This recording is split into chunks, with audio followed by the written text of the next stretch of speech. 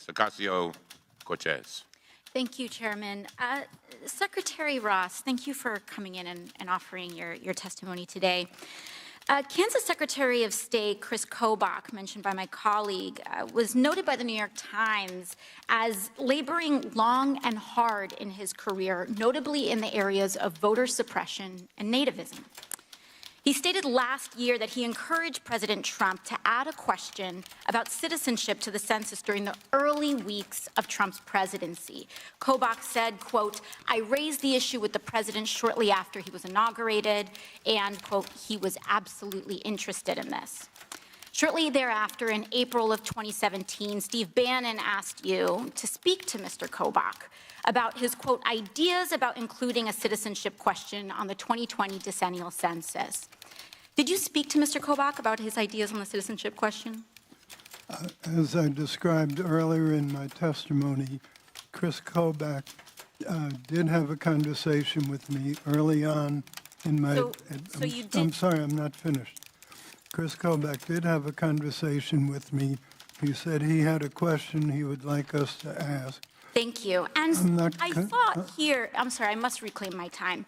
Mr. Kobach later sent an email to you on July 14th, writing that the lack of the citizenship question, quote, leads to the problem that aliens who do not actually reside in the United States are still counted for congressional apportionment services.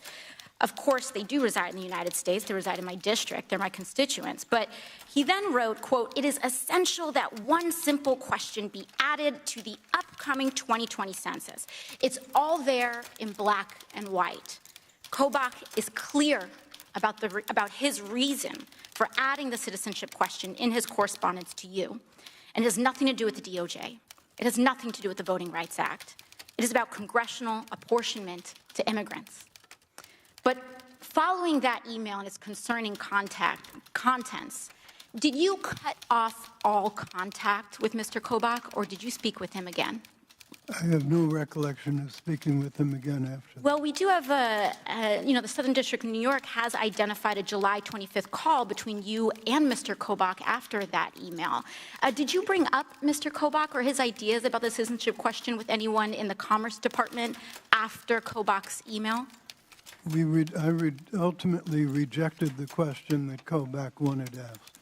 So it does say here, Judge Furman in the Southern District of New York wrote that you, in fact, mentioned Kobach again in a September 6th meeting, in a September 6, 2017 meeting on the citizenship question.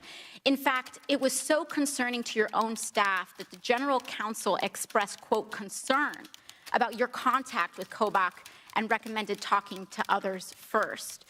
Do you recall anything about that meeting? No, I don't. If you have a document, if you have a document, I'll be glad to look at it. I'd be happy to share that. And additionally, do you think it would be helpful for us to speak with Mr. Kobach about this matter? I have no idea. The committee has to make its own decisions. All right. One other thing.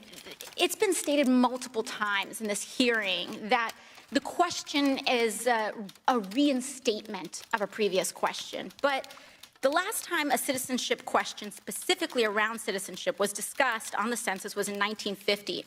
And I pulled up the old question here. And I know it's tough to see from far away, but I pulled up the old question that was originally on the census in 1950. And I see here that the question that is being proposed for 2020 is quite materially different.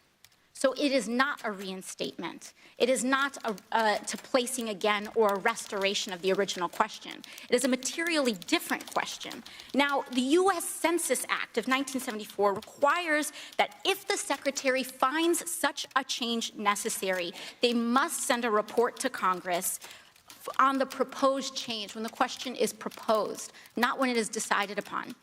Was that legally required report to Congress submitted to us? I can't respond to your question about the two documents you held up unless you show them to me.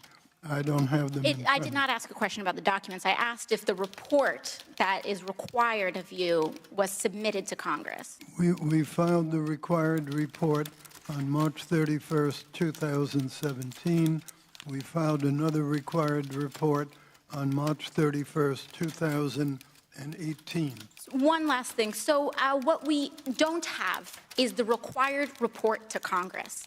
And while there's all of this debate about whether a citizenship question should be included or not included, the question I have is why are we violating the law to include any question whatsoever in the 2020 census? I believe she's out of time, Chairman. But you, please do answer the question.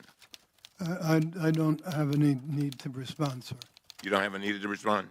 I have no need to respond. Okay, well, I'm asking. Could you answer that question, please? Would you repeat the question, please? We are now in violation of the U.S. Census Act of 1974, which requires you to submit a specific report to Congress ahead of any changes that you find necessary. This question is not a reinstatement of the 1950 question. It's a change, which means that change requires you to send a report to us while the question is proposed, not before it is decided or settled. So my question is, why are we violating the law to include this question in the 2020 Point of order. We need to, at this particular point, the gentlewoman is talking about a statute that's been violated. There's been no enunciation of what that statute is. I don't even know what she's talking about. I'd be happy to provide it. I think she laid it out pretty nicely. She said it twice. I'm serious. Give him. But in previous testimony, Mr. Chairman, he said that they've submitted reports and there are 3 reports required. They submitted the first one and the second one, but not the third one that is required to Congress.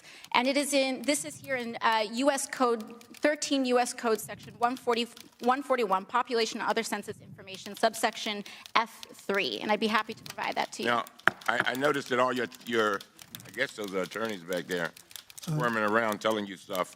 Can you tell, maybe they can help us with this answer. Did they tell you what the answer is to that? Got a lot of people back there.